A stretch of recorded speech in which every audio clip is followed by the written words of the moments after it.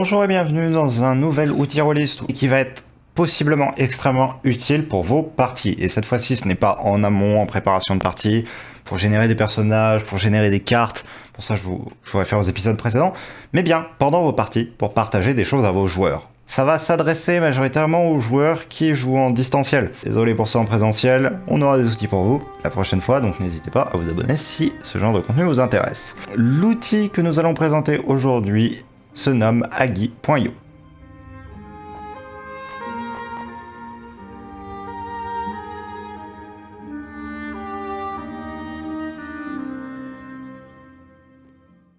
Agi.io, c'est une application web, une application que vous pouvez donc lancer via un navigateur qui va vous permettre de faire du dessin à la base.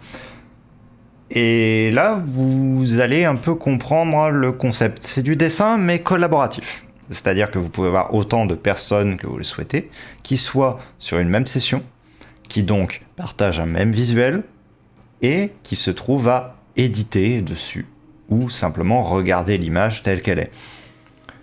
Ça peut donc vous servir tout simplement à faire des représentations de lieux, mettre des cartes, et que du coup vos joueurs collaborent là-dessus, et mettent leurs propres annotations par exemple.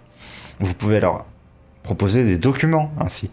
Leur montrer tel ou tel document qui soit une image d'un document réel que vous ayez préparé d'un côté. Et juste en faisant ça, en réalité, vous vous retrouvez avec un outil collaboratif extrêmement puissant.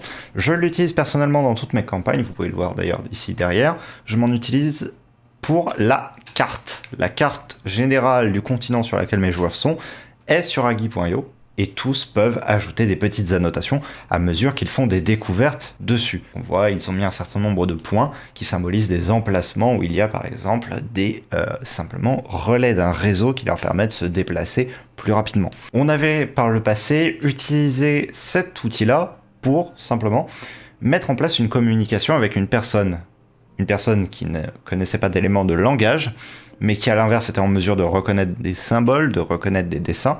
Bien simplement, nos joueurs avaient dessiné directement ce qu'ils voulaient communiquer à la créature de cette manière.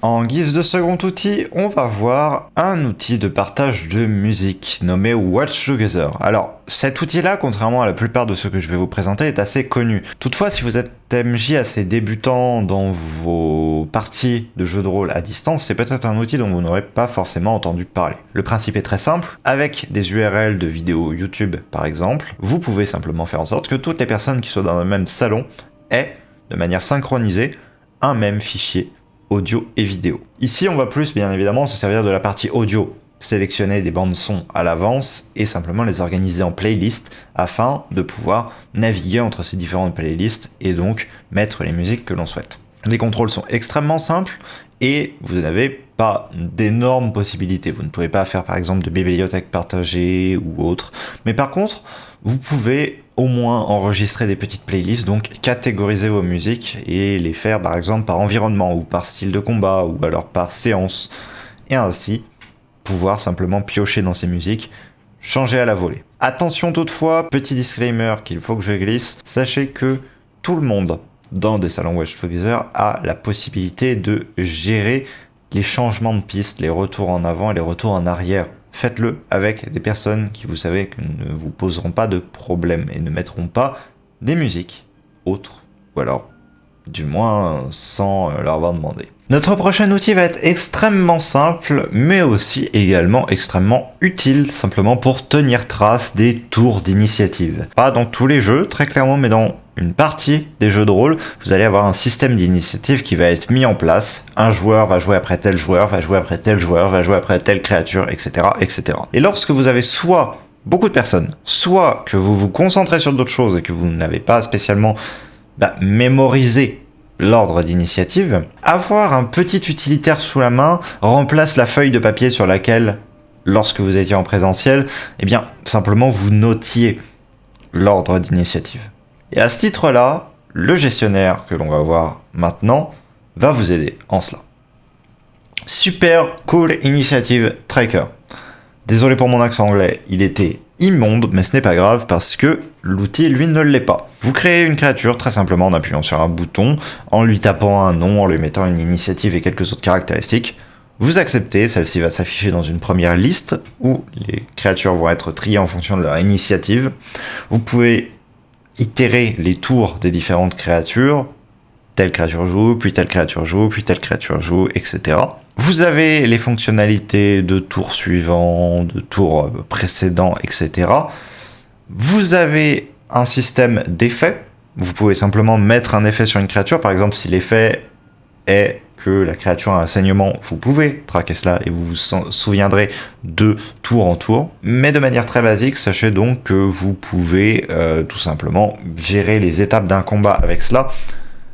Pour simplement, vous, pendant que vous êtes en train de raconter votre histoire, maintenir une espèce de liste de qui a joué et qui n'a pas encore joué. Et ça, dans du JDR narratif, ça peut vous permettre d'avoir à vous éviter une grosse part de est-ce que tel joueur a joué, est-ce que tel joueur n'a pas joué, etc. Non, vous avez juste en début de partie à entrer vos joueurs et à chaque fois que vous faites une action avec un joueur, vous faites itérer à travers la liste. Et ainsi de suite, vous arrivez à la fin. Et vous savez que vous recommencez un nouveau tour et que donc vous re-questionnez le premier joueur de la liste. Cette vidéo est à présent terminée, j'espère qu'elle vous aura été utile et qu'elle vous aura fait découvrir la ressource en question. Si c'est le cas, vous savez ce qu'il vous reste à faire. Je ferai d'autres vidéos de ce format, j'espère, si ce n'est pas une série que j'abandonne au cours de route comme d'habitude. Je vous dis à très bientôt pour une prochaine vidéo. Salut, c'était Taros.